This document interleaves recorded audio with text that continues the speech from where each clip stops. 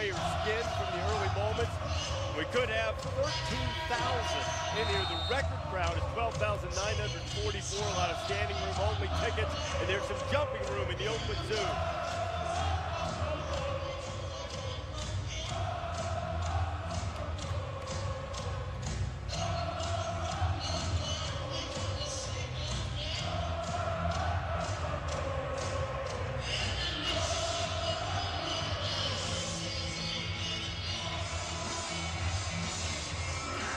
Underway, and Zion Williamson, the sensation, wins the tip.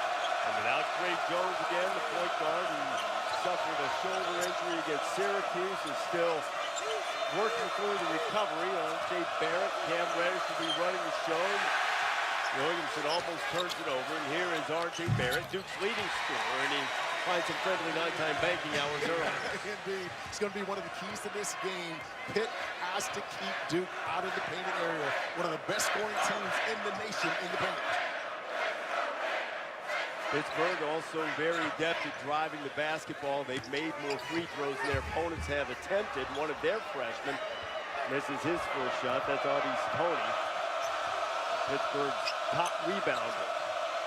They expect to get more scoring out of him as his career develops. He's one of two of the Pittsburgh freshman finds who could have played another year of prep school ball. From the corner, off the feed from Williamson, Cam Reddish knocks down the three.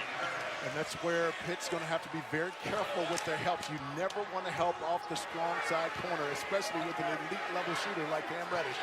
Reddish is only 1 of 6 on threes against Virginia.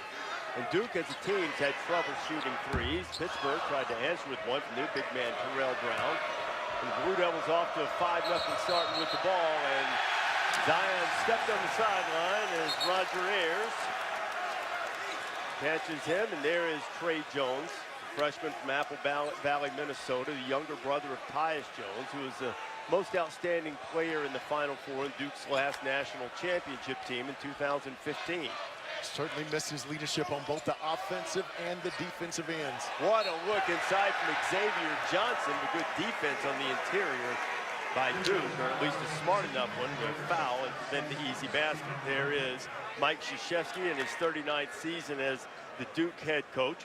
He is 25-5 against his former assistant coaches. If you want to break that down further, he's 19-0 against all former assistants that don't go by the name of Mike Bray. Wow.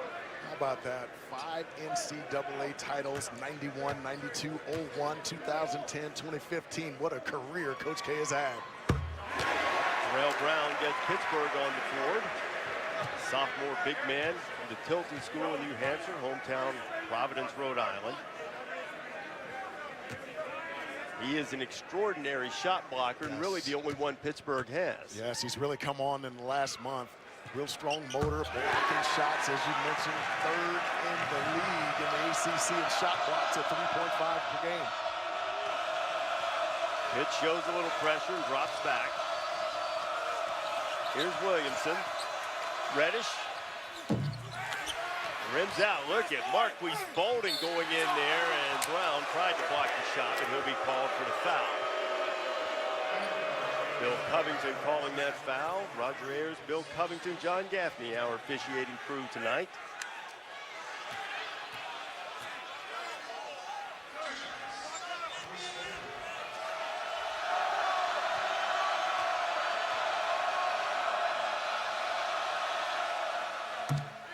And Bolden hits the free throw, decent free throw shooter. This Duke team is not good as a team, but for a big man, Marquise hits about 68%. That is the one area that potential, that and three-point shooting, potential causes for concern for Duke. They get deeper into this ACC season and head toward the postseason, but Marquise makes them both, and the Blue Devils are up by 5 in the early going. Watch a lot of high ball screen action from Pitt. They especially want to get Zion Williamson out on the floor away from the weak side because of his shot blocking ability. Audie Tony missed, and Brown does not.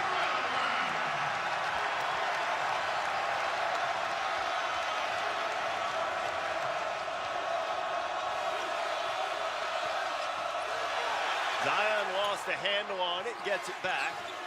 Jack White. And his struggles from three continue, but Zion's there to clean it up.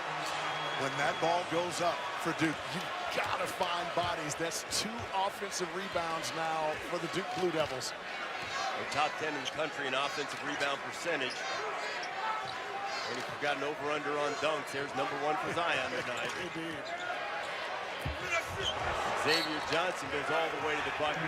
Both he and Trey McGowan's great at drawing fouls and getting to the bucket. We look at the putback. So good at getting in the lane. But when that basketball goes up, look, no one really gets a body on Zion Williamson. You almost have to face guard him because if he gets a full head of steam going to the basket, you have no shot. What a nice putback by number 1 in black. Xavier Johnson gets it over Zion.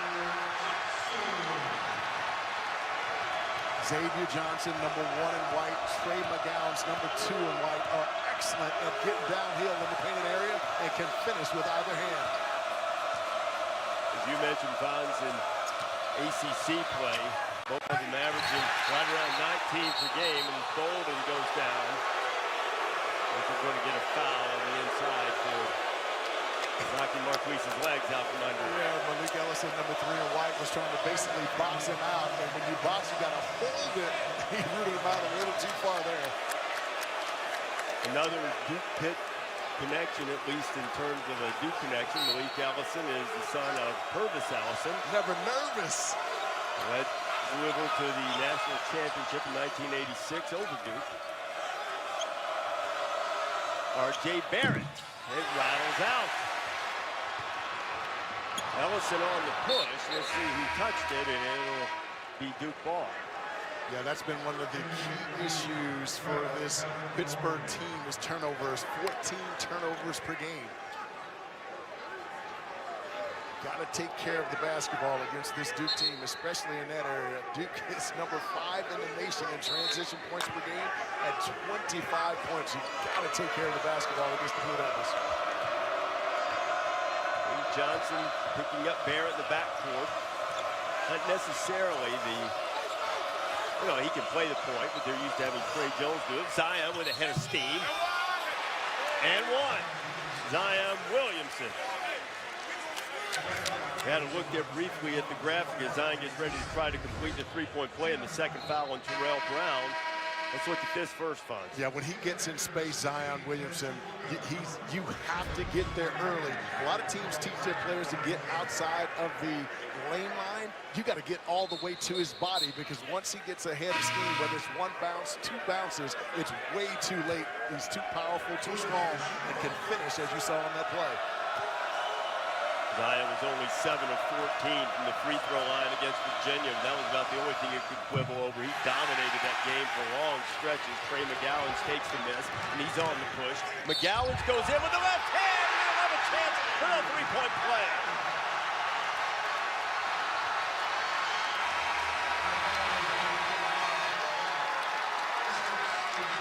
Folks, we just talked about the ability of Xavier Johnson, number 1, and Trey McGowan's number 2. This time is Trey McGowan's. The ability to get in the lane, draw contact. He's only a freshman, folks, and able to finish it over the top with his offhand. What an impressive play by Trey McGowan's. And a rarity for McGowan's. He's a very good free throw shooter, 78%, but Pitt gets it back. Pitt's got to continue to attack the lane. Get number 1 and number 2, Xavier Johnson and Trey McGowan's down in the painted area. And some guys come in off the bench. Jared Wilson Frame is into the game. McGowan's is wide left on the 3. Alex O'Connell was checked in for Duke. Kenneth Chukwuka is in also for the Panthers. Zion's taking a break right now. Javin DeLaurier also on the floor for the Blue Devils. Tony pulls it away for the Panthers. I like the last 3 defensive possessions by Pitt, forcing Duke to shoot perimeter jump shots. That's not their strength. Wilson Frame with a 3, his 28th straight game with a triple, and we're tied at 11 in the early going. 40 of his 66 field goal attempts or made field goals have been 3s. Got to get out and make him put it on the floor. Reddish drives, has it knocked away and recovers. Shot clock now inside 10. Duke's got to get down in that painted area, either off the bounce or off the pass. Forced shot late. Delorier tries to get it back, and Javin, who fouled out in 7 minutes against Virginia the other night, picked up his first one. Sometimes you need senior leadership when you're playing against a great team. Jared Wilson Frame, the senior, steps up, knocks down a huge three from the corner. Into a second OT. Duke was enduring a rough season. Coach K had to leave with health issues that year, and Jeff was leading the team. Carolina won that game by a deuce. Jeff was talking today about how, at least in the pre and post game, it would be emotional to see Mike Krzyzewski, but said once we tipped it off, he'd just be trying to figure out how to help his team deal with this really talented Duke squad. He said he'd be locked in and focused. Coach K told us the same thing about Jeff Capel. Audis Tony worked on that shot for quite a while in the pregame, couldn't get it to go. Ball is knocked out of bounds, and Brooks, the relationship between the two, you could sense the difficulty for Mike Krzyzewski in the pregame, too, of going against his former assistant and player. Yeah, no doubt. He shared with us how hard it is for him to block this out. But, of course, Jeff Capel scored over 1,600 career points at Duke, and he's now one of 6 former Duke players under Coach K, who's a Division I head coach.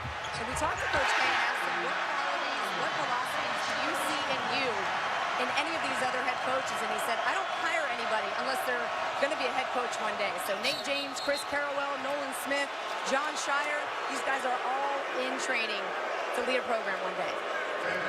Getting excellent training for sure. Seeing guys that are having some success. Look, this is not Jeff's first rodeo. He did a good job at VCU and Oklahoma before it got a little sideways there at the end. 130 games. They still know each other.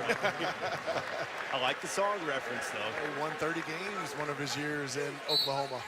Did a nice job there. That's Blake Griffin. Yeah. Working on the inbounds. There's Zion. Former Coach K players who are currently head coaches. The great Johnny Dawkins, who was in that first great recruiting class that Mike got in the early 80s. Tommy Amaker came right after that. Hurley, Collins, both doing tremendous jobs. Rhodes, as you mentioned, at Marquette. Tony again trying at that corner, and Audis can't quite get it to go, and Reddish will pull it out of there. Yeah, I like what Pitt has done so far defensively. They forced this Duke team to be a primarily jump shooting team, and that's not their strength. 1 of 5 from 3 so far in this game, and they're 31% on the season. Duke's got to get that basketball either in the post or drive it to the basket. Finds if they finish as a 31% three-point shooting team, it would be the worst ever for Duke. They can do this. They can shoot twos, and Marquise Bolden off a great feed from Barrett. And that's where it is for Duke, is they're much better when they're on the attack or posting Zion. Used a higher ball screen there and dove Marquise Bolden, get it to him on the interior. They need more of that. Little step back, Wilson Frame again. No, he didn't. Yes, he did.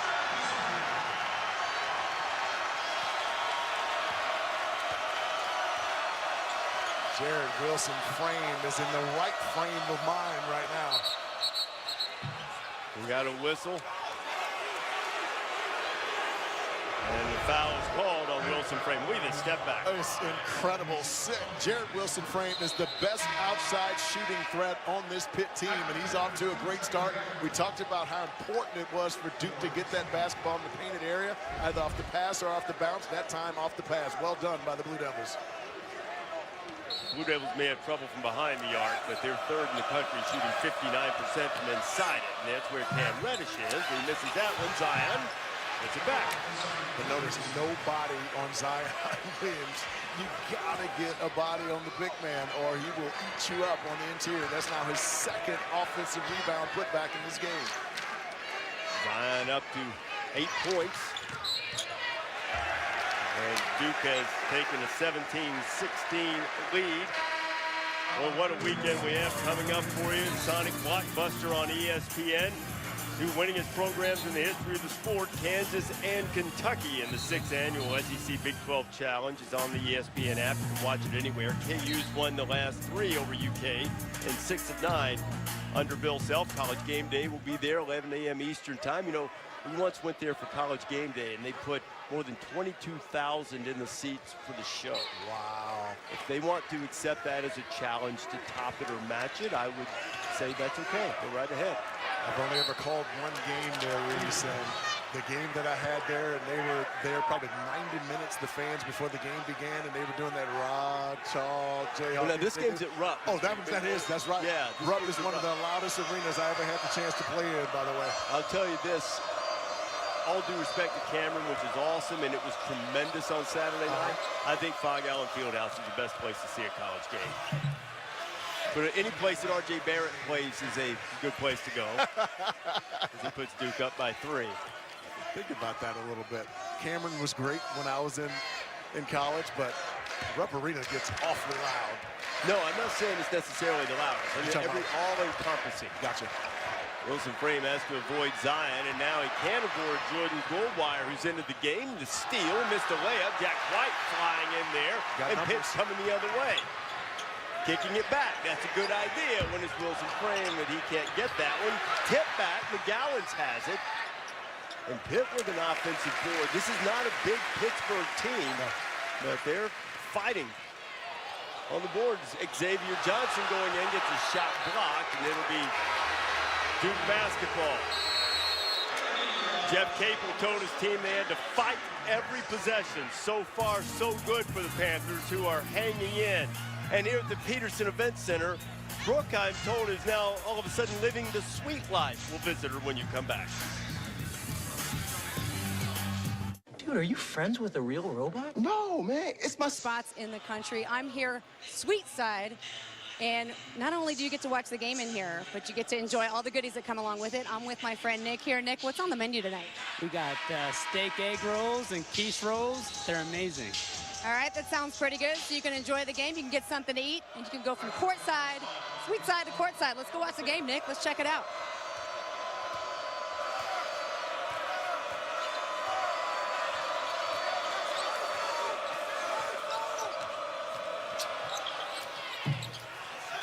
All right, check out the view out here. This is pretty nice, Nick.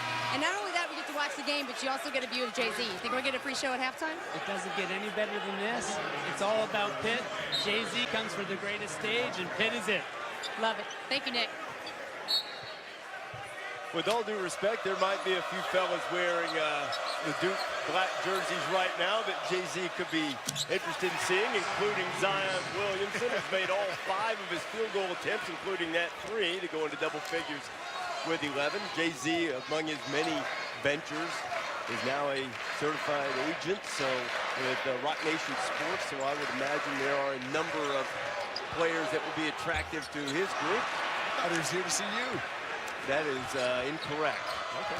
I did take note that he was alone. I mean, he had friends, but I was looking in his party particularly to see if he someone with him. He did not. R.J. Barrett. And that was a forced shot there. Chukwuka in and grabs the rebound for Pittsburgh. He's gotten some extended minutes here in the first half with Terrell Brown picking up a couple of early fouls. And Malik Ellison is going to be called for that one. That is Malik's second foul. So now a couple of Panthers have 2. Jared Wilson Frame goes back to the scorer's table. So too does Xavier Johnson to return. City and Deer will have a seat. And so too will Ellison with those 2 fouls. Yeah, Pitt has to continue to keep Duke out of the painted area on the defensive end, get them back to shooting jump shots, and somebody's got to keep Zion Williamson off the glass. Barrett lines up a 3, and he banked one from the lane earlier. This time he banked it from outside the 3. I'm not sure he called the second one. I don't think he did. You know, RJ's a good shooter. He just hadn't necessarily shot well from behind the arc lately. Just 1 of 6 against Virginia. Yeah. So sometimes one like that will get you going a little bit. Good idea by Aldis Toney, but Jordan Goldwire was a step ahead of him and makes the steal for the Blue Devils. Good look from Goldwire to Barrett. And Zion is there to clean it up. 6 for 6 for Zion Williamson. They have not been able to keep him off the glass lines. And just like that, the Blue Devils have stretched the lead to 11.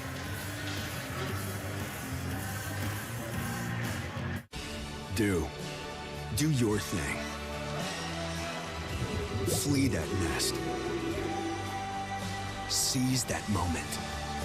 Find your inspiration. Be extraordinary. Spread your wings and experience the Mazda CX-5 with new signature trim and turbo. Mazda. Feel alive. This is what Duke can do to you. It can score quickly, a 12-0 run just over 3 minutes. It's also a very good defensive team, much better when Trey Jones is on the floor, but even without him, they've been effective tonight. Zion has been terrific, making all 6 of his shots, including a 3. He's been on the offensive glass. And the Blue Devils have pushed it out to a double-figure lead, and the Panthers could use a bucket. Zion's been phenomenal, averaging 22 points on the year, but 31 points per game over the last 2, including 35 against the Cuse. Xavier Johnson has been pretty quiet in scoring. He kicks it to his freshman running mate in the backcourt. Laurier and Chukluka were fighting for the rebound, and Kenner was the last to touch it, and it'll be Duke's ball. And when you get those wide open looks on the weak side of the floor against Duke, you've got to be able to make those shots as Pitt goes into a little full court contained pressure here. 2-2-1, and that designed largely to make him eat some shot clock and then hopefully make him execute in the half court. Barrett changes hands inside. Javin DeLaurier fighting with Wilson Frame for the rebound. And it's going to be a tie-up. And it'll be Pitt's basketball, the possession arrow belonging to the Panthers. To answer your question is both. Yeah. To take some precious seconds off of the shot clock, but at the same time, this Pitt team's really good at turning you over and getting out in transition as well. Johnson with a good look. Chukluka gets it blocked by DeLaurier. When Chukluka catches that on the interior, he's got to go up right away. Hesitated there, and that's why it got blocked. Goldwire puts it up high for DeLaurier. If they could have connected there, Javin would have tied the ACC record with his 20th consecutive made field goal. It would have been tied with Ala Abdelnaby. Ala Abdelnaby currently holds that record.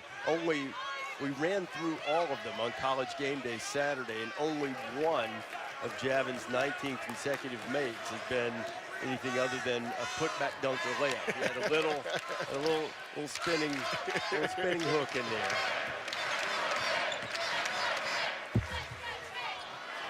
And Chukluka again having trouble catching it and getting it up in the middle of that Duke defense.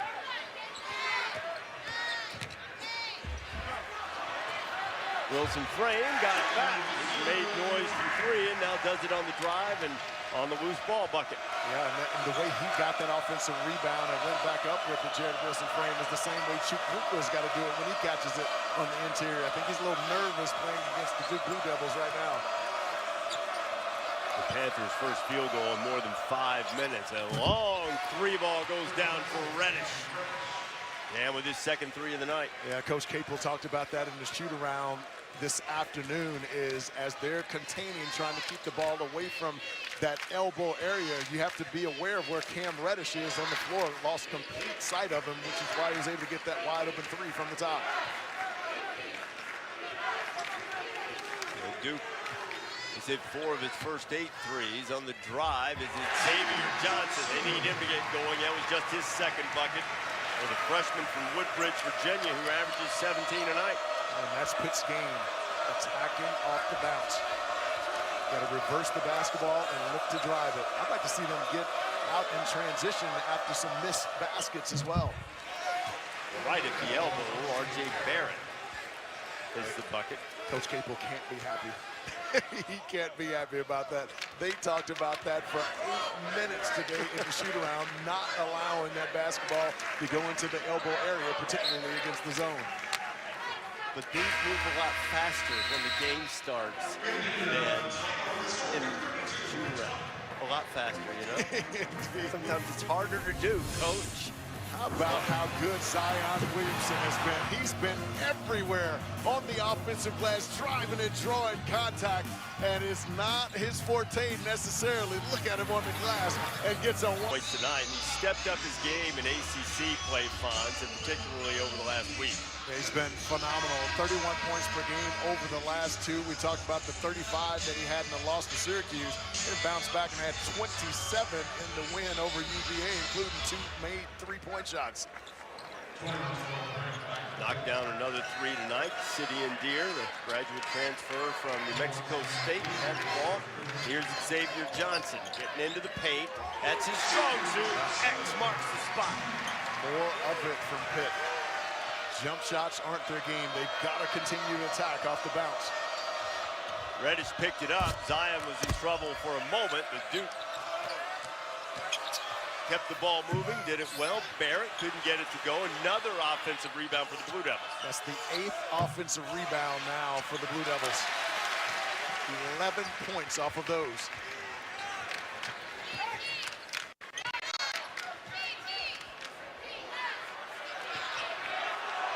Wilson Frame, junior college transfer from Hartford, Connecticut, played at Northwest Florida State, showing he has a little muscle. Terrell Brown's back in the game. He lined up the open 3, couldn't get it to go. Terrell's tried a couple of those tonight. He's only tried 3 all year prior to tonight. High handoff, Zion goes up and gets it and scores. And that's the one thing against Duke that you have to take away. You have to be up and in the basketball, taking away vision. They're so tall on the perimeter that they can see the weak side of the floor. Breakdown there by Pitt. You watched the Earn Everything series on ESPN+. You saw that Duke had to modify their vertical jump and put the measuring apparatus on weights to get it high enough to mark it for Zion. Xavier Johnson has awakened. He now has 8 points. Panthers can get Trey McGowan's going with him. They can hang in this thing. Reddish misses the 3. There's Williamson again. And Williamson puts it home. And he'll have a chance for the 3-point play and make it 8 for 8 from the floor for Zion Williamson. Yeah, the inability to find Zion when that basketball goes up. He's so quick to the offensive glass. You got to turn around and face guard him. No one gets a body on him, really, and he gets inside, draws the contact, and finishes around the rim. There have been several breakdowns on the defensive end, particularly on the offensive glass for Pitt in this game. Well, the only thing Williamson hasn't done tonight is make a free throw. He's missed his only opportunity. I was all ready to say now he's done that too, but he left it on the front of the rim. So just give it back to him in here, and he's got to Delorier. Oh, and Delorier missed. That was for the ACC record tying field goal. Wow, so close. A tough break for Javin. Yes. This is a good look from Williamson. Reddish to steal, Jack White. And White fouled on the floor.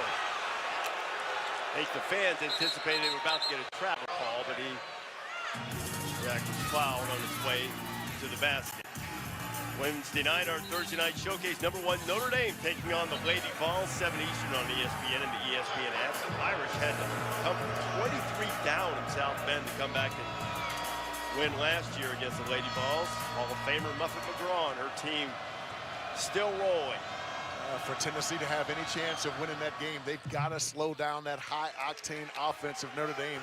88 points per game was 3rd most in Division I. There's Coach K.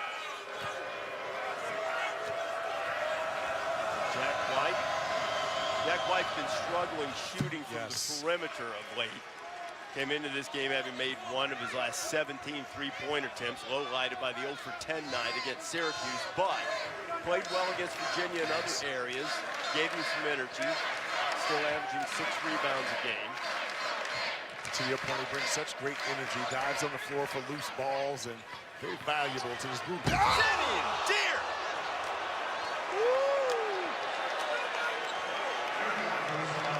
Bro, did you see that? That might be the most incredible miss I've seen this year. Oh my gosh!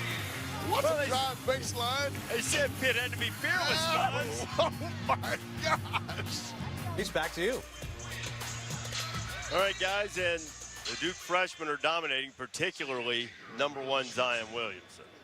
He's been magnificent in every phase of the game. We've seen him drive it to the basket. He's been excellent on the offensive end. As Jay Williams said, he has 4 offensive rebounds in this game. He's been magnificent.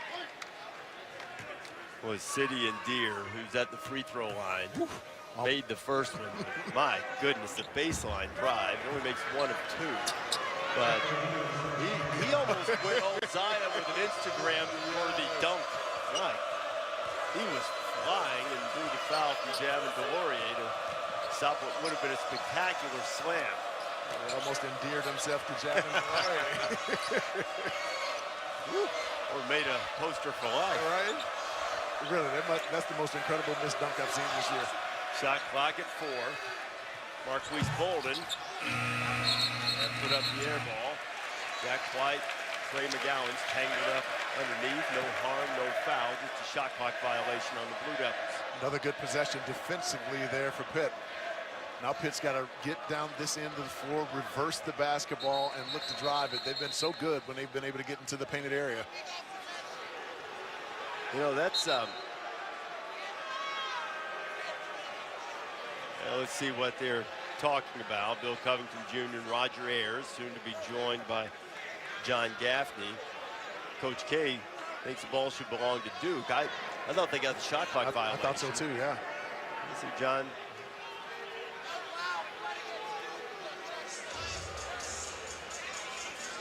Maybe I'm sure they're going to look to see if the ball hit the rim, and it should have been a fresh shot clock.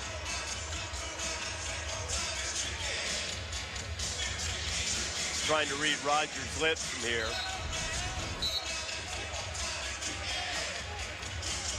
John Gaffney's coming over now.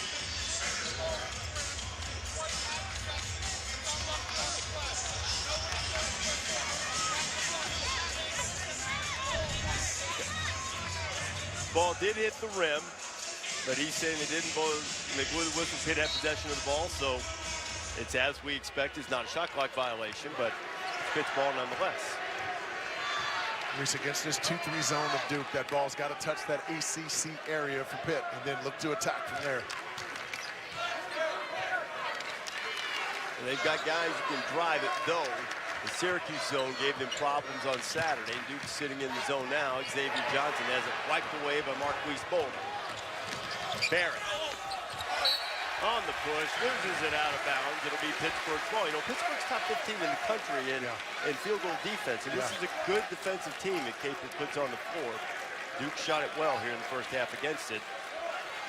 Well, you can see the retreat and how dialed in this very young Pitt team is. Usually when R.J. Barrett gets out in transition, it's a bucket.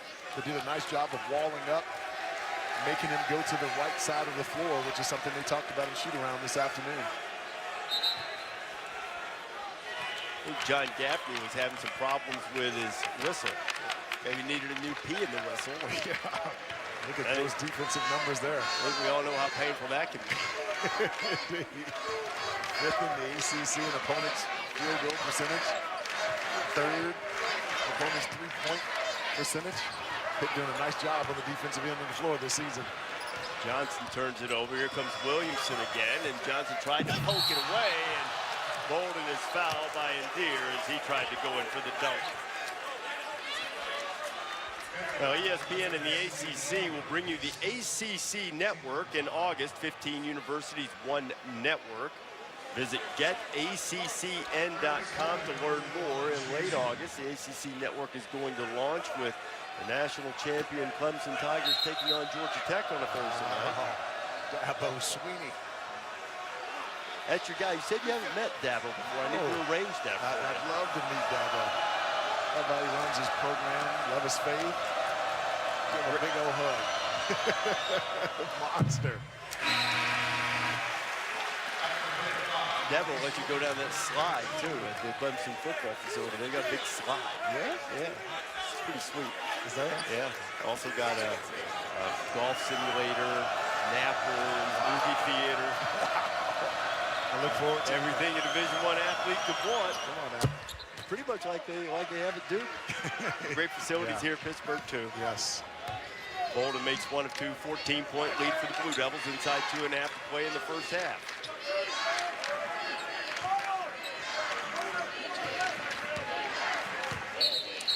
And there's a double dribble. Wilson Frame knew it. Yeah, Zion Williamson kind of hedged over a little bit when he was going to make the pass, and he wanted to try to catch it to keep him going, turning that basketball over. 7th turnover for Pittsburgh. It's a really small lineup on the floor right now for Pitt. If I'm Duke, I'm driving it or throwing that thing in the post. That's all really Pitt has. Chukwuka and Brown are the only guys who play are over 6'6", and Chukwuka really hasn't played much lately until tonight. Zion goes to the bucket, and he's just unstoppable. He's a perfect 9 for 9. Well, when you have a small lineup on the floor like that, we just talked about that. That ball's got it. You got to put that thing on the floor and go to the basket. Good decision there by Zion Williamson. Williamson already 1 point short of his 11th 20-point game of the season. We're not yet at halftime. Yes, that was a settle there by Trey McGowan's. Trey tried to get going. He's only got 4 points in this first half. Williamson spins into the lane, and they're going to call him for the offensive foul. That is something that Pittsburgh has done very well, is draw offensive fouls. That's his second with the possession before checking out foul. Yeah, this small lineup on the floor, a little change of speed, change of direction behind the back. And how about that, man? For a guy that size, able to handle the rock that way and finish over the top, that is impressive. Tell you what, I've said it before, Reese. He's my favorite basketball player in all of college basketball, not only because of his talent, but that dude plays hard. Reminds me a lot of my favorite NBA player in terms of the intensity that he plays with, which is Russell Westbrook. He's got a similar type charisma about him, too. Chukwuka can't get the tip, and here come the Blue Devils up by 16 with the ball just over a minute to play in the first half. Pitt has played hard here in the first 20 minutes, but candidly, they've just been overmatched at times, mostly by number 1. Shot clock at 5. Barrett's going to have to let it go, and instead he gets bailed out with a foul. Capel is frustrated. The foul was called on Xavier Johnson. It's his first. Xavier had him in the perfect position, too. Took away his left hand, making him spin back. And that's exactly what you want to do against a left-handed player. Because when they turn back, now that ball's right in front of your face and you can challenge. Mistake there, fouling him that far away from the basket. Capel got a little wound up with John Gaffney, and he said he was sorry. I'm not sure he's really that sorry. You know, Jeff told us today that when he came in here as a Duke assistant the last time, that he got teed up as an assistant, and I think Roger Ayers just hit him with one as a head coach here, Pete, so that gives him the complete set. Jeff Capel still going off over there on the sideline. You know what, though, Reese? I love it. Because when you're a new coach and you got new players, you're trying to establish trust with your players. He thought that Xavier Johnson, number 1 in white, made a good defensive play. And I tell you what, that goes a long way of building a more intimate level of trust between a player and the coach. Barrett misses the second. The tee, he'll stay up there. Still has 1 left from the foul.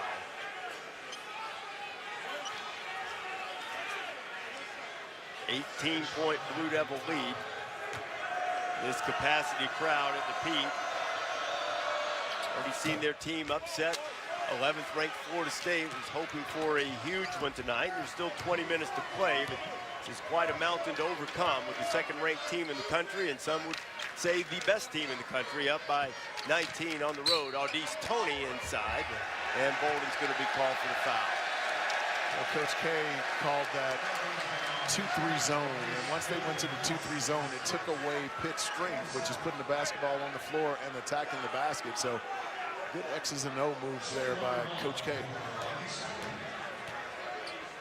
That's the first foul on Marquise, and now Coach K is pleading his case to the gentleman in stripes.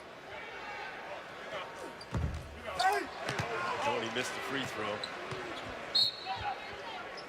And Duke's going to use the timeout. Final half minute of the half. Oh, we got a blockbuster on Saturday night. Kansas and Kentucky from Rupp. This is Wildcat pride. Hold up, let me get up in it now. I'm here to win it now. But Kansas fears no cats.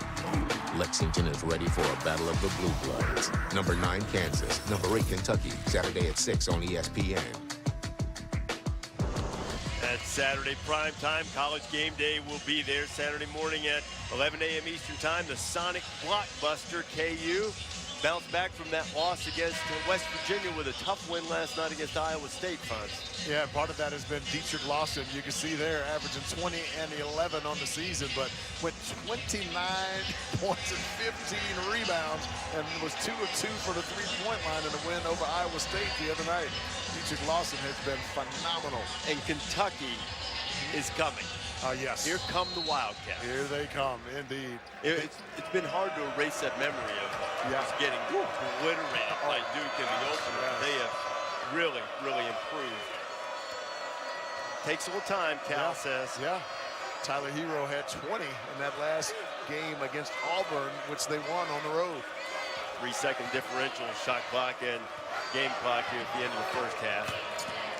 R.J. Barrett, Cam Reddish. Rattles out. And 3.2 left in the first half. I'd pick up full court here and not allow the quick guards of Pitt to push that basketball up the floor. With 3.2 seconds, they could easily get up the floor and try to get a good look off. Xavier Johnson with 8, Trey McGowan's with 4 in the first half. They will need to get more out of McGowan's if they can in the second half, and Pitt's going to have a rally at home. Xavier has to let it fly. And, well, that happened in the Syracuse game. The long shot at the half. But here, Duke finishes the half on a 33-12 run. Pitt led by 2 with just under 14 and a half to go. But then Duke turned it on, and Brooke is with Jeff Capel. Coach, you always talk about this game being a fight. Your guys did show up for a fight, and then Duke went on a run. What do you think happened? You know, we can't score. They went to zone. We really struggled against it. We really struggled to score. And against this team, you have to be able to keep scoring. Zion has not missed a single shot tonight. What do you do to get him to miss? You know, we got to try to be a little bit more physical with him. You know, it's almost like we're respecting him a little bit too much. I don't mean that in a bad way, certainly not anything dirty, but we need to be a little bit more physical with him. Thank you, Coach. Easier said than done. Sometimes that's like throwing popcorn at a battleship. It just sort of bounces. Commanding performance in the first half and a 44-25 lead. Reese Davis, LaFonso Ellis, Brooke Weisbrod is with us as well. And Zion Williamson was terrific. Let's take a look at our From Plan to Play, brought to you by Northwestern Mutual. Yeah, he was absolutely sensational in the first half. 9 of 9 from the floor for 19 points, and he did it in a variety of ways. He was able to knock down the 3-ball early, and then he was magnificent on the backside of that 2-3 zone, getting on the offensive glass. In fact, Duke had 10 offensive rebounds in that first half, which led to 13 second chance points. How about Zion Williamson with 4 of those offensive rebounds, leading to 6 points off the offensive glass, and this is where he's terrific. If you don't get a body on him, he gets to that offensive glass and finishes inside. What a magnificent first half for number 1 in black. It's like R.J. Barrett says, his body just doesn't make any sense. Being that big and strong and so explosive. Right. He's been terrific. Duke has 13 second chance points, I should say, and they ended the half on a 33-12 run. Brooke, what did John Shire, Duke assistant, have to say? Well, first thing I asked him was, how do you find an improve upon in that first half? Pretty good showing for Duke, and he said, you know, I really like the way we showed up offensively, but defensively, we need to keep Xavier Johnson and Trey McGowan's out of the paint. The last 5-6 minutes, I thought we did a good job, but that's our biggest focus going into the second half. Those guys have the great ability to drive, put the ball on the floor, and get in the paint, but we want to keep them out of there. Brooke, that's why I think we saw a lot of 2-3 zone from Duke there in the first half. They were intentional about trying to keep Xavier Johnson and Trey McGowan out of the lane. We'll see a lot more of it here in the second half. This is a sellout crowd, and they've gone silent as R.J. Barrett pushes the lead to 21 for the Blue Devils. Audis Tony finally gets one to go. Audis had a tough first half in terms of getting shots to go in, missing all 6 attempts, but he makes his first here in the second. Well, we talked about in the first half how important it was for Pitt offensively to get into that ACC area, either off the drive or off the pass. That time off the drive. Well done by Audis. R.J. Barrett driving again. R.J. scored a couple of quick buckets to start the second half. He's now up to 14. That's way too easy. 16, I believe. Way too easy on the defensive end for Pitt.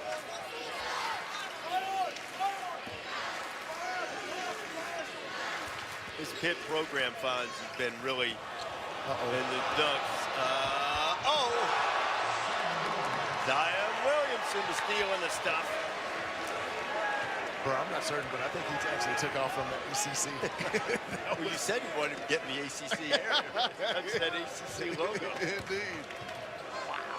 Before Zion interrupted our train of thought there. This Pitt program's really been beaten up the last couple of years, but they've continued to show fight this year when they've had games that which they've struggled. They certainly haven't struggled with the magnitude they did a year ago as Terrell Brown tips it back home, but still a 50-29 lead for the Blue Devils.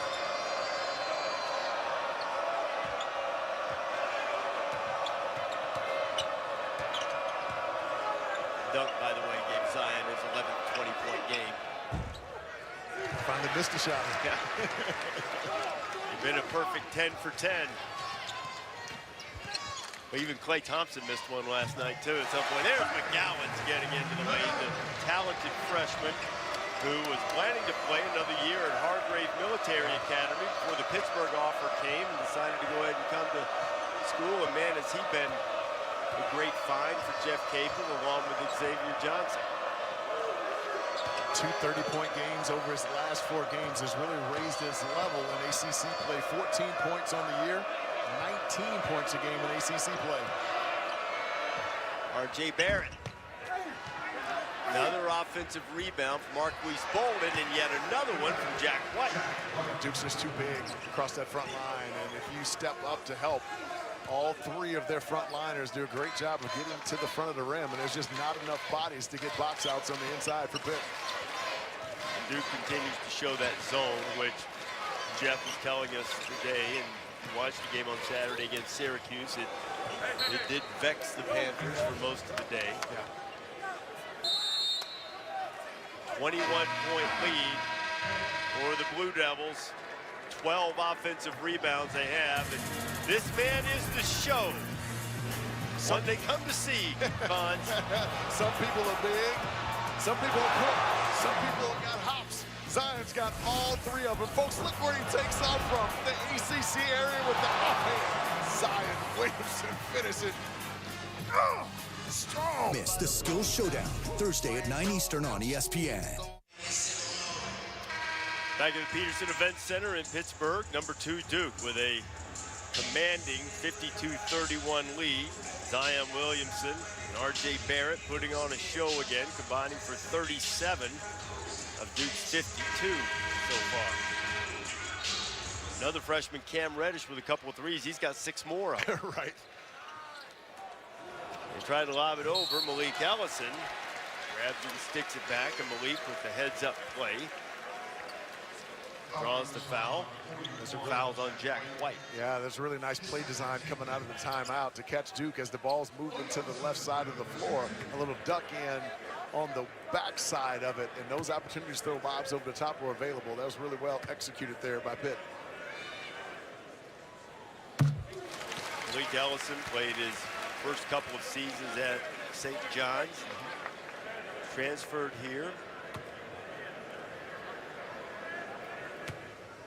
Felt some of the pressure to be a leader on this team. It's been a little bit of an up and down season, but those freshman guards have certainly helped out. Malik continues his development, makes both free throws, 19-point game, crowd anxious for some kind of push from the Panthers. McGowan's called for the block. Second foul on Trey. You might have noticed Trey sporting a black eye. He got that with a collision in the Syracuse game on Saturday. Had to go along with the nose that he broke on the very first day of practice here. He's not afraid to stick his face in the fan. Yes. These two tough guards will fit into the Pittsburgh legacy of guards who are tough. Great pass, and Tony had it knocked away. The last second, that was a good look, though, and a good run to the floor from Audis Tony. What a pretty pass underneath. A no-looker there by Xavier Johnson. And to your point, Reese, this Pitt Panther program is in great hands with those two freshmen, because to be good in college, you have to have good guard play, and they certainly have it with those two young fellas. Reddish almost had a steal. McGowan gets into the paint. That collision was with his own man. That's why no foul is called. Well, what happens is, Reese, when you see your teammate on the drive and you actually establish yourself in the post area, when you see your teammate coming, you got to exit and create some space. That's 3 times now that a driver has run into Terrell Brown, number 21 white.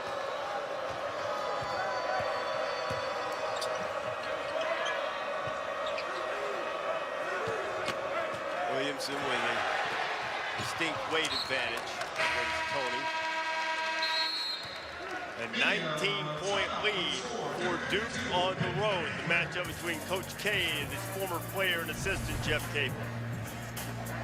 Getting there, College Game Day will be there on Saturday morning. We'll see one of Fonz's Wooden Award favorites in that game, in Dedrick Lawson. Yeah, Zion Williamson is clearly the favorite, but Dedrick Lawson, were it not for Zion Williamson, is having an incredible year. Where is R.J. Barrett on this list of Wooden Award favorites? Well, I couldn't put 2 guys from the same team. Reese? There's no rule against it. Well, this is an established rule. Didn't you see the fine print down at the bottom? I didn't. There was fine print down at the bottom. As well, there should have been. Yeah. I mean, the guy scored 24 points a game. Oh, he's absolutely killing it. He would be 1A. Okay, all right. And Dedrick Lawson, he's averaging 20 points and 11 rebounds on the year. So sorry, RJ, you actually on the list. It's just that I had to compress it. And that last foul was called on Jack Clyde as Ellison gets in there. Shot clock's at 10. Here come the Blue Devils. Yeah, that's got to be a bounce pass. See, I think he heard you. Just trying to watch out for him. That's 18 for him now. Both guys, Williamson and Barrett, are averaging over 20 points per game as freshmen. In the history of the ACC, there have been only 3 other players who've averaged 20 points a game as freshmen. That's unreal. Can you name them? Let's see. It's a 21-point lead when playing trivia until the Panthers get a little run going. We'll give you a chance to think as Reddish goes.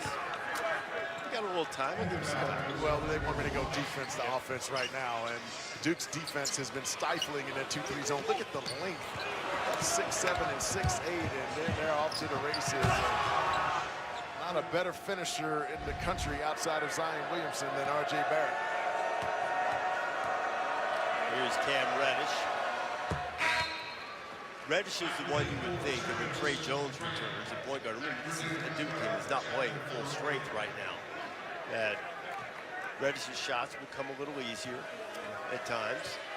There is Trey, not dressing out tonight, but the shoulder continues to make progress. They continue to work rehab with him. Duke has Georgia Tech at home, and then they go to Notre Dame on Monday before coming back to Durham to take on St. John's. The hope is, so certainly no indication of exactly when, is that somewhere in that stretch that they'll have Trey Jones available again running. Coach K telling us tonight that they've learned some things that will help when Trey's off the floor, when other guys are off too. Javin DeLaurier, after making 19 in a row coming into the game, has missed his only 2 field goal attempts tonight. McGowan's. Trey McGowan somehow got that over and around or through Zion and a host of other Duke defenders. Tell you what, that kid can flat out get to the cup. Yes, he can.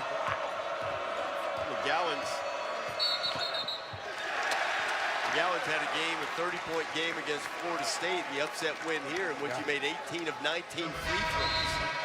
Yeah, McGowan's so good and uses that off arm there and catches the defense off balance, not ready to challenge because he shot it while he was running. Really smart play there by number 2 in white. He and R.J. Barrett have been jawing at each other over the last minute. That short little elbow there from Barrett on that last possession was a result of that. And his first foul, R.J. was called for. Inside 14 to go. Pittsburgh in need of making a little run. Here's McGowan's. 19-point game. Now let's see if the Panthers have a little defense in them. Claw their way back into it. Plenty of time left in this game, Reese. They've got to get some stops on the defensive end and try to get this thing to single digits by about the 8-minute mark.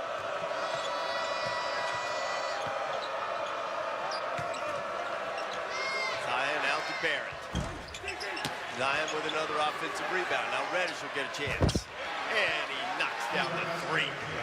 There's no one boxing out for Pitt. And the one guy, if there's one guy on Duke's team that you got to box out, is Zion Williamson. That's his 5th offensive rebound now in this game.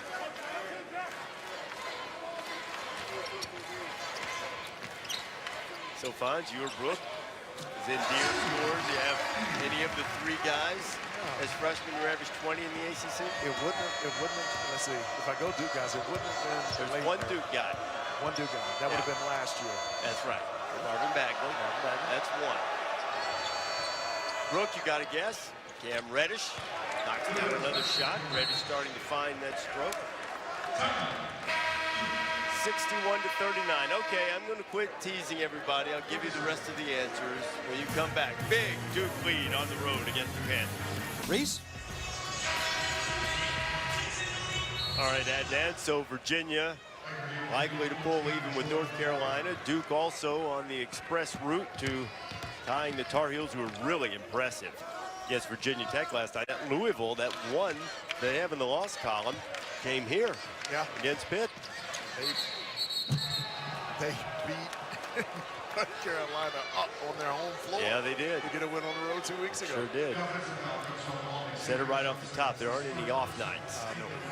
This conference. I know people say that all the time, but this is a deep league, and there was an off night last year when you got to play Pittsburgh, but with 8 of their 18 conference losses and 0-18 regular season coming by 20 or more. They're down 22 now, but this is a different team, young and talented one.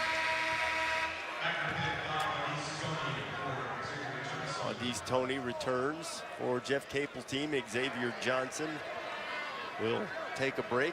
Hex has 3 fouls. I'm waiting. Giving you a little time. I'm going to let Brooke guess one. Brooke, in case people are just joining us, the question was with Zion Williamson, R.J. Barrett, both averaging well over 20 points per game. Only 3 players prior to this season have averaged 20 a game as freshmen in the ACC. Can you name them? Fonz got Marvin Bagley the 3rd. He did it for Duke last year. You got the other 2? You can't look at your cell phone. Yeah, Brooke, don't look it up. All right, how about my Chicago guy, Jabari Parker? Ooh. That's a good guess, but incorrect. Ooh. Fonz, you get a shot. And I got the assist from Lindsey Harding over here, a former Duke player. I'm like, hey, help me out, guys. What do you got? Tell Lindsey there are no more Duke players on the list. Okay, I'm going to go close to home here. How about my best friend from the NBA, Bryant Stiff? That's a good guess, but also incorrect. Would you like a quick hint before I tell you? They both. Can I go one more? Yeah, you can go one more. Brooke, this is for both of us. You ready? How about Carmelo Anthony from Syracuse? He was not playing in the ACC at the time. Duh, so that's right. Not Big East, correct. my bad. Big East, my bad. Same position, same school. Kenny Anderson and Mark Price. Kenny Anderson. Wow. Pretty good, huh? Indeed. It's good company, and now you've got 2 guys on the same team. How about that? Who are almost certain to do it this year, one would think. Barrett's only 2 points away from having 20 tonight, and Zion's already over the 20-point mark. Unreal. For Barrett, if he gets another bucket, it'll be his 14th 20-point game this season. It's only beat Duke's 18th game. Cam Reddish Got a lot of banked-in shots. Had a banked-in three earlier tonight. Yes, we have. 20-point lead for the second-ranked team in the country, Pittsburgh. Audie's Tony going in, slapped away and stolen by R.J. Barrett. Barrett didn't really have numbers, put it up anyway, and here comes McGowan. Trey goes in, and it'll be an offensive foul. McGowan just really good at drawing charges. This time he was called for one. That'll be Trey's third foul.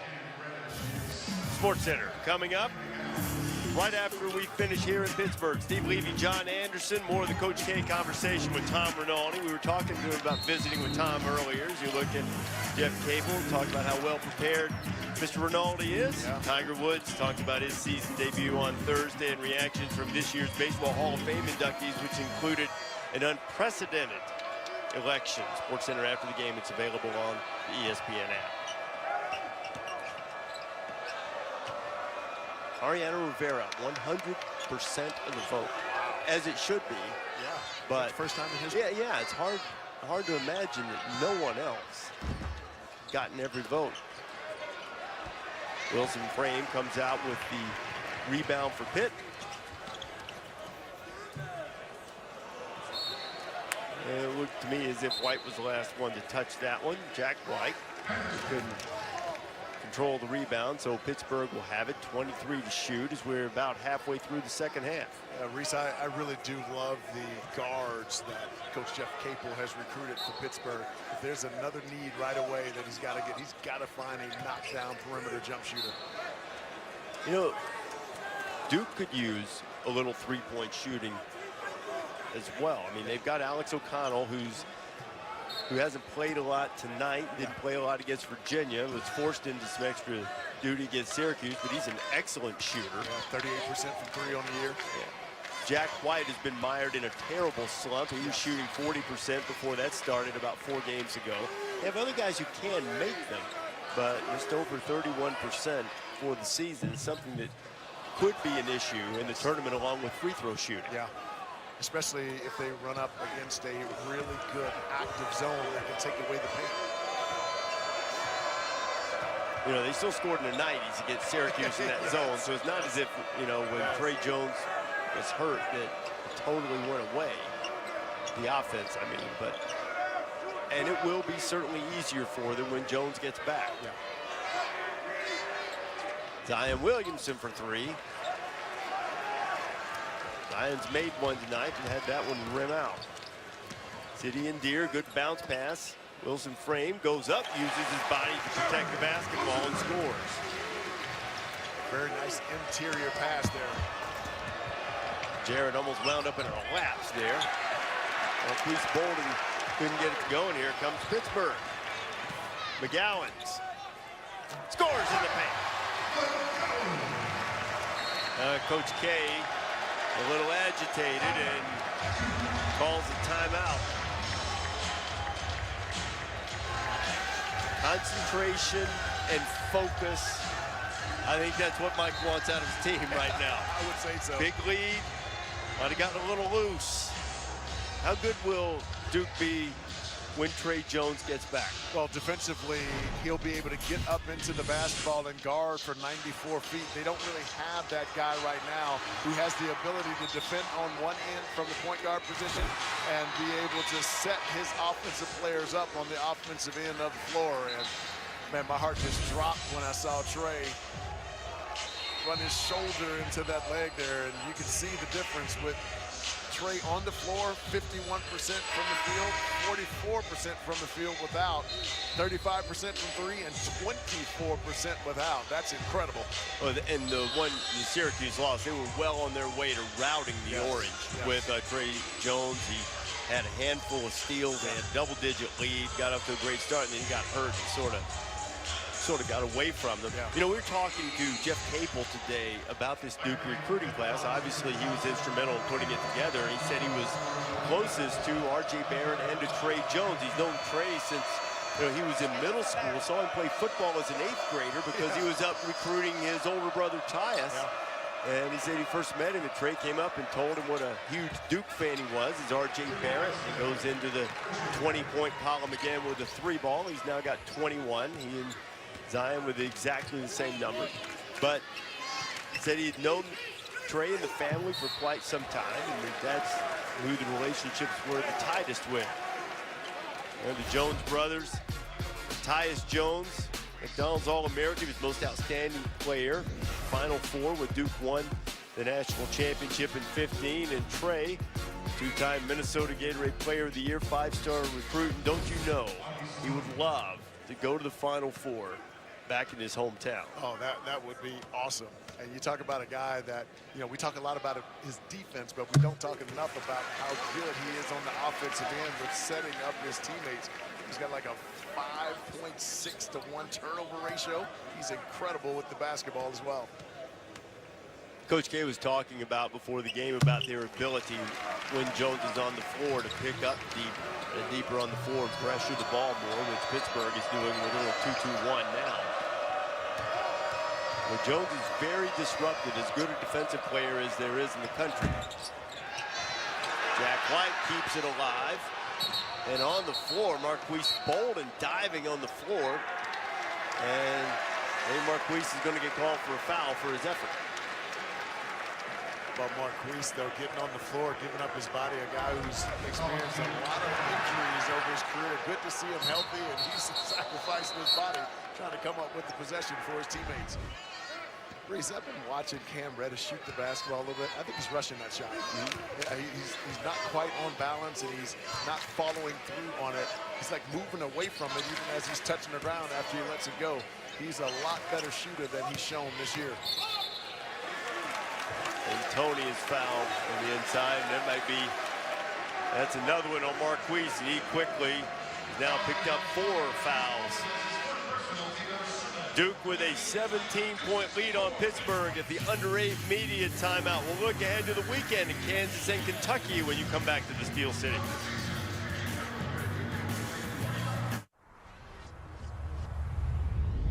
It feels like Kentucky is well prepared for the test that they will face with Kansas coming to town. They say their defense, their points in transition, what they're able to do on both sides is why they'll be ready. And yes, they are a young team. Coach Cal points that out again. They can't allow teams to hang around, but they do think that they're growing and developing even faster than last year's team did, a team that almost made it to the Final Four. Or Rutledge, who started Super Tuesday, seeing Kentucky take care of Mississippi State. Here's some notable games in the SEC Big 12 Challenge on Saturday.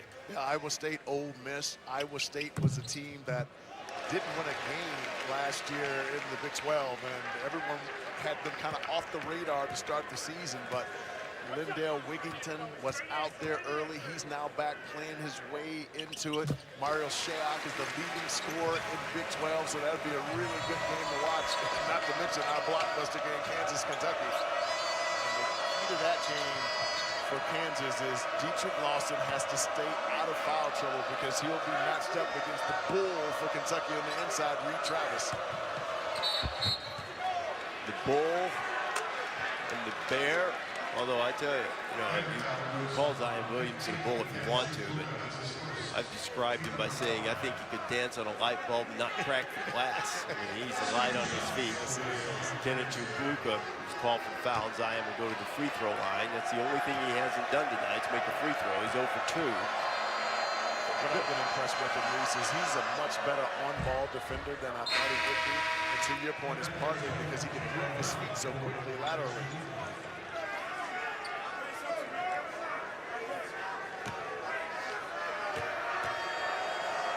Zion could be distracted by the zoo. Look at the Grayson Allen big head. Gone but not forgotten by opposing crowds in the ACC. Grayson Allen over there. Steven Adams. And always decrying Michael Jordan. Jared Wilson frame, good shooter from 3. Odis Tony fighting for everything and going into the zoo at the other end. He'll hustle back down on defense. Take his place in the zone. Go back to that SEC Big 12 Challenge for just a second. If you award Coach of the Year, based solely on who's done the most when the least was expected. Kermit Davis at Ole Miss would get some. High handoff from Marquise Bolden with the finish. Yeah, you're right. Kermit Davis has done an incredible job. However, when you consider all the players that were out for Steve Prohm, Lindale Wigington, Cameron Lard, Solomon Young, and with a young influx of talent led by Taylor Horton Tucker, I mean, he's done a phenomenal job too, because that group, like I said earlier, was, oh my gosh. I mean, you just have to laugh sometimes. I mean, I said it earlier, but R.J. Barrett likes to say his body just doesn't make sense. You know? He's just so fluid and explosive for such a big man. Zion's up to 25. So a near perfect night from the floor. So I think Steve Prohm will be a good candidate as well. I too am somewhat disappointed that ball went out of bounds, because we would have had a highlight reel moment coming right there. And Big Zion have been able to control that steal. It's the 10th time this season that Barrett and Williamson have each scored 20 points in a game. I just want to let you know, though, I saw you shudder just a little bit as Zion was coming this way. I had your back. I would protect you, bro. I know it. We're teammates. Okay. Just want you to know. Man, our H should be ducking under this table if he comes over this way. Shot clock's at 7. That was a little veteran Trey McGowan's move. You see him use that offhand to kind of control his defender. Yes, it was. I am really impressed with his and Xavier Johnson's ability to be able to attack and finish at the rim oversized. I know that they aren't a match for Duke right now, but I think those two guards are going to have to be dealt with in this league for the next several years.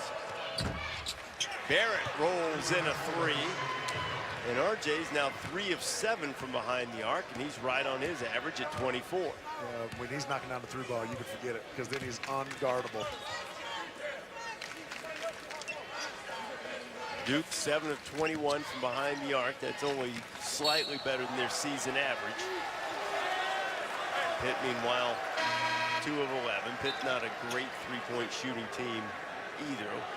Just under 34% on the season. Alex O'Connell is coming to check into the game as Zion has just picked up his 4th. With just over 5 minutes to play here in Pittsburgh.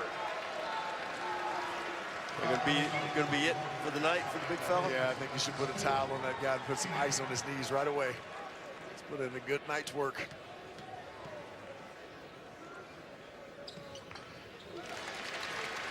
City and Deer, who is a graduate transfer from New Mexico State, said that after getting his degree in business administration, wanted to see something different, see a little different style of competition, and getting to play in the ACC has been a solid piece for Jeff Capel, averaging about 5 points, a couple of assists a game. He missed about 4 games with a leg injury and really kind of working his way back. McGowan's with the steal, and he tried to stuff it over everybody, and he can get it back and settle it down. We've seen some incredible missed dunks tonight, by the way. That's the next step for Pitt, turning those spectacular misses into spectacular makes.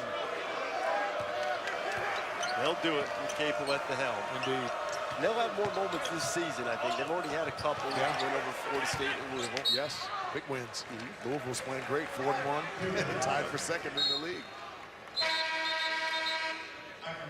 Record's going to drop to 12-7 by the end of the night, but Pitt also had a couple of 1-point losses, most notably to Iowa. Yeah. Right there in that game, the youth and inexperience of their team couldn't quite close. Reddish, quick catch and shoot. Delorier keeps it alive. But Indier's coming the other way. He gets by Jack White. He's hitting with a bucket. I'll tell you what, for what this team can't do in terms of jump shot making ability, they make up for it with their ability to finish in the lane. Looked over at Coach Benson. We talked a lot about Jeff Capel. His brother Jason's on staff there as well. Jason was working with us. And I said, what were you thinking when you're broadcasting? You go home a winner every night. He said only one guy could have gotten me out of the broadcast booth. It was his big brother Jeff. as Delorier's foul. He tries to go up. A 16-point lead, 3:55 remaining to be played here on Super Tuesday from Pittsburgh. Ridiculous forces of nature who are likely to have their names called very early in the upcoming NBA draft. Put up 49 points in this game tonight, almost as many as Pitt had. Yeah, Pitt's only scored 8 more. You know what? Second half finds Pitt's shot 58% from the floor. Yeah. They outscored Duke in the second half by 3, but they were down 19 at the break. So they really haven't made a push at Duke, but they've certainly shown some resolve and some toughness to continue to play hard. Yeah, when Pitt's been able to get some stops on the defensive end, they've been able to get out in transition and allow their 3 guards to be able to attack off the bounce. That's been a good formula for them here in the second half.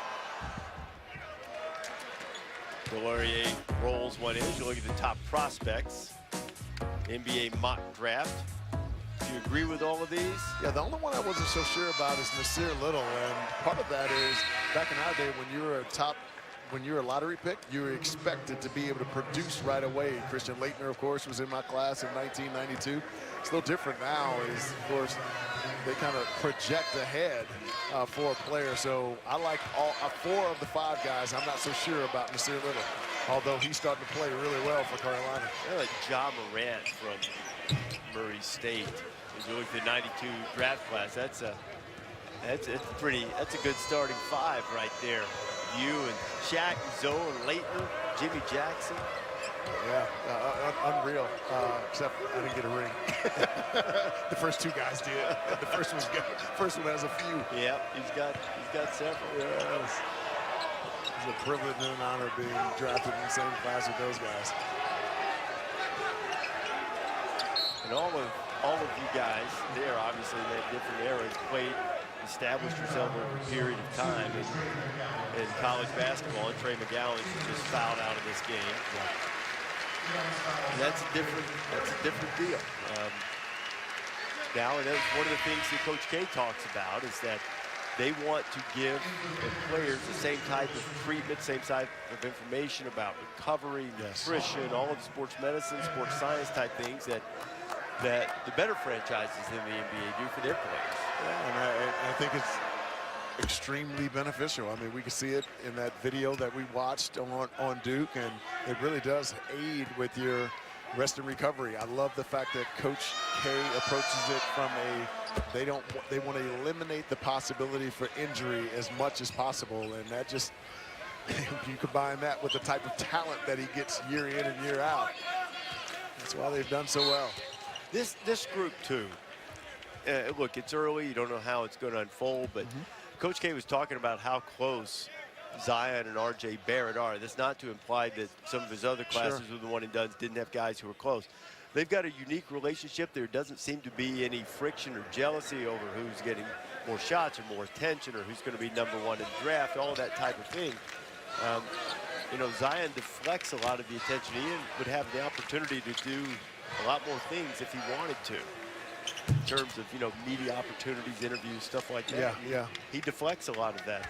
Yeah, I think they have a healthy relationship too, because I've seen them in games get on each other when one of them has made a mistake or maybe didn't pass the ball when the other was open. And so, you know, as positive as they are with each other, Love has both a positive and a negative side. I like how they challenge each other to be better. You mean sort of like Ashton Hagans of Kentucky did to, I think it was Keldon Johnson then, Saturday against Auburn, and told him to wake up, and with choice words instead. That's how it has to be. Talk about a guy that can guard. How about Ashton Hagans? Yeah, my goodness. Artie's Tony, another freshman. We've talked a lot about Johnson and McGowan. They're really high on Tony, too. He's been a terrific rebounder for them already. And 6'6", long arms, undersized, can really rebound the basketball. He's got a great nose for it, too. I love smaller guys who know how to rebound outside of their area. Artie's Tony is one of those guys. The tough guys come from North Alabama. Artie's from Huntsville. Nice. Johnson loses it on the way to the bucket. The bounce pass to Zion. Barrett. And those two buddies hook up. Another assist for Zion Williamson. I've still been amazed by those two still being in the ball game, Reese. I literally thought that Zion was going to be done when he went out before the 4-minute timeout, and I'm sure I would take that chance. Tony and Bolden go to the floor. John Gaffney, the official, went with him. You see that, though? He took that charge really well, Gaffney. Good for him. John stood his ground in there. Watch this. Folks, watch the official underneath here as they're tied up. This is how you do it. You take a little bit of it, and then you fall down. That was really well executed by John Gaffney. Didn't even lose the whistle out of his mouth. Had his legs in the air to really kind of sell it. That was well done. Figure after the week officials have had in all sports, might be good to give them a little love here, right?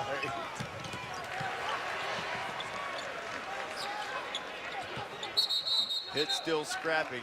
As to answering the question as to why those guys were still on the floor, I think Coach K didn't like the way there was a stretch of play after they got about a 20-point lead. Wanting to emphasize to play every possession with the same type of focus. I won't say intensity. I'm not saying they weren't trying, but focus is probably. Yeah, coaches can be that way too. If it's a big lead, Reese, and all of a sudden it gets under 20, they're like kind of, they get nervous. We mentioned this earlier. Here's what Duke has coming up. We don't know exactly when in this stretch, or even if in this stretch for sure, they'll get Trey Jones back. They're hopeful. Certainly, I'm sure they would like to get him back before the showdown of a rematch at Virginia on February 9th. Yeah, I don't see anyone challenging them until they meet Virginia, although St. John's will be interesting because Shamori Pons can flat out get buckets, and he can drop 30 on you at any moment. And St. John's, unlike Pitt, have the ability to drive it and get to the front of the rim, and they can knock down the 3-ball as well, so that will not be an easy game.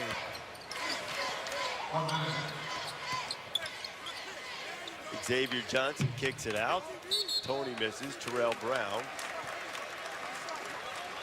And Reese, I think as this Pitt team goes forward, I love the toughness, the hustle. I love their guard play. We just talked about Adise Tony as well as their small forward. I think they've got to get a lot more production out of Terrell Brown. I had them in this game last year, and he's very skilled around the rim, but he's got to get on that offensive glass, get him some second chance points. He's got to post hard inside, demand the ball on the interior, because he's actually quite skilled, but he's not really established himself on the offensive end in this game. I think he can, especially at 6'10", 230 pounds.